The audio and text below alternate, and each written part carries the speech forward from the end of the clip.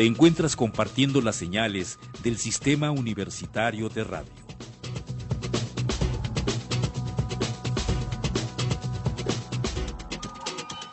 XHUAC 95.5 MHz de frecuencia modulada.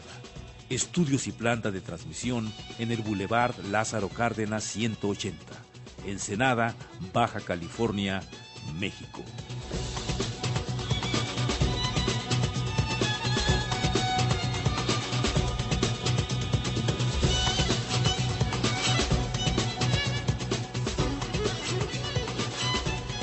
Sistema Universitario de Radio de la Universidad Autónoma de Baja California.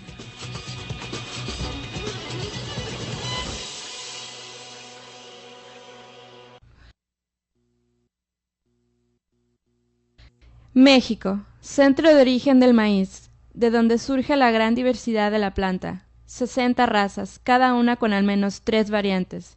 Herencia botánica, custodiada por los campesinos e indígenas, y de donde se regeneraron el resto de las variedades del maíz en el mundo. Se encuentra ahora en una incertidumbre.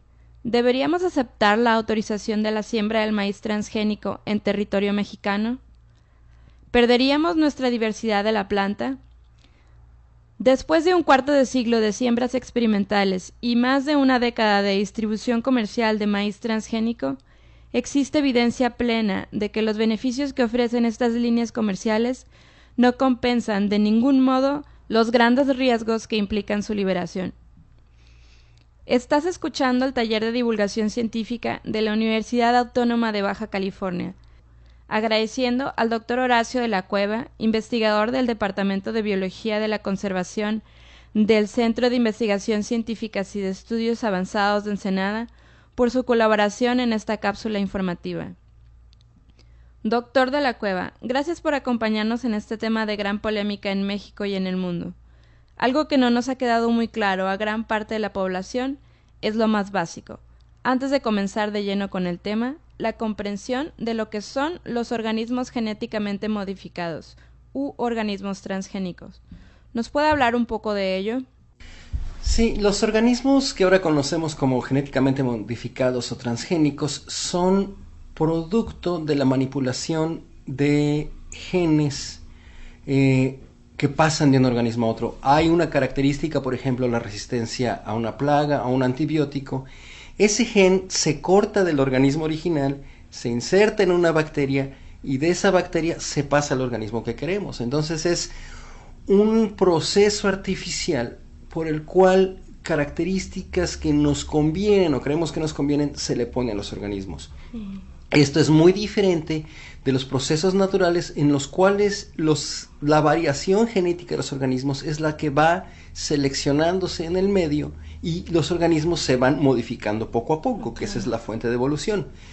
A esto que llamamos organismos genéticamente modificados pasa en la naturaleza. Hay interacciones entre bacterias y ciertos virus y entre bacterias mismas que se pueden pasar genes de uno a otro, y eso es algo común. Entonces, los organismos genéticamente modificados es tomar esas propiedades que ya existen en la naturaleza y usarlos como herramientas para no crear, sino modificar organismos que nosotros creemos nos pueden beneficiar. Esto ha hecho que las grandes compañías que tienen estas capacidades, porque se requieren laboratorios de gran capacidad, se requiere gran capital, han creado organismos que ellos nos pueden vender y que pues, por tanto lo están haciendo con fin de ganancia, con la excusa de darnos mejores alimentos, pero que además dicen que los patentan, que son sus organismos, y eso limita el uso que les podemos dar. Les tenemos que dar regalías por usar un organismo que ellos nos venden, que ellos crearon, que dicen que crearon, más bien modificaron. En el caso del maíz transgénico, se le aplicó una semilla transgénica al gen de una bacteria insecticida, creado para derrotar un gusano que se considera una plaga para la planta del maíz. Cuando el gusano come esta planta, la planta le destruye el aparato digestivo y muere. Entonces ahora la pregunta es, ¿cómo es que los genetistas pueden insertar directamente genes extraños en una célula, existiendo las barreras naturales entre especies? y existiendo otros mecanismos protectores que rompen o inactivan el ADN foráneo. Sí puede identificar ADN foráneo, pero lo que hacen, identificaron este gen, esta secuencia de DNA, la cortaron, ¿sí? Hay formas mecánicas de cortarla con la ayuda de splicers, de procesos químicos o procesos con virus que identifican, lo cortan, lo aíslan, lo insertan otras bacterias, de esas bacterias toman otra vez otro virus que lo inyecta. Entonces, quiere decir que lo mete en la secuencia del DNA del organismo al que lo quieres poner. Entonces lo que están haciendo es recortando genes y pegándolos a otro. Como lo pegaste, no hay forma de que identifique el organismo el que lo recibió que es gene de otro lado, porque el DNA es DNA. ¿Sí? No viene acompañado no viene rodeado de un cuerpo que te dice que es DNA ajeno. Entonces es así como lo están insertando. Pero te digo, esto es tomar un proceso como que existe vectores, ¿no? Sí, sirven como vectores. Sí, sirven como vectores, pero este es un proceso que existe naturalmente que ahora la ingeniería le está tomando para poner los genes que ellos quieran. Y entonces lo que pasa es que se le inyecta este gen al maíz, a la hora que ingiere maíz o la parte del maíz que sea este gusano, ese DNA funciona allí y es lo que hace la disrupción. ¿Sí? De alguna forma están diciendo que el DNA que mantiene intacto. ¿Sí? Ok, ¿no es arriesgada la utilización de vectores para insertar genes del organismo donante al organismo receptor? Es tan arriesgado que se hace en laboratorios de alta seguridad y debería haber un protocolo de cómo liberas estos organismos genéticamente modificados. Entonces estamos hablando de liberación, si son organismos que de alguna forma tienes en el laboratorio, y cómo tomas la decisión de liberarlo. Y sobre todo, como no lo has puesto en el medio, no sabes qué problemas va a causar. Entonces esa es la pregunta. Si libero algo, ¿cuáles son sus consecuencias? ¿Cuáles son las consecuencias de liberar? Pero debemos de acordarnos, aparte de estas consecuencias biológicas y ecológicas que hay allí, también están estas consecuencias de propiedad intelectual de los organismos genéticamente modificados. Aunque nada más sean los dueños de uno o dos genes. Claro. Claro. Bueno, si es que hay dueños de genes. Ok, sin maíz no hay país. El tema que nos ocupa y preocupa. ¿Nos puede explicar por qué dicen que México es el centro del origen del maíz y por qué se considera un riesgo mucho mayor en la liberación de organismos genéticamente modificados cuando se realizan en centros de origen y diversidad de esos organismos?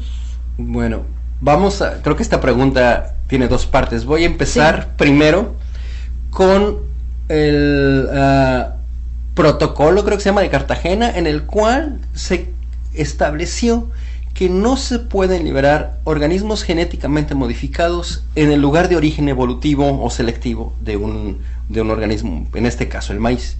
Entonces, el maíz es un proceso de selección artificial, como lo hemos hecho los humanos por miles de años, ¿no? Los perros que nos gustan, los gatos que nos gustan, la comida que nos gusta. Y ha sido esta selección de que tienes características y sigo buscando por allí.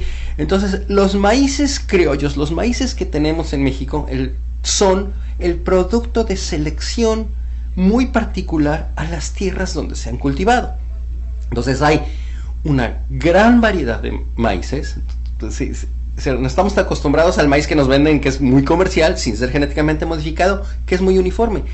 Pero podemos ver que hay maíz azul, que hay maíz verde, entonces, y esos son los atractivos. Pero en cada región del país ha surgido, a través de la selección de los campesinos, un maíz muy específico a las condiciones de suelo, de lluvia, de luz, del clima que hay en esa región. Entonces lo que tenemos es una gran diversidad de maíces.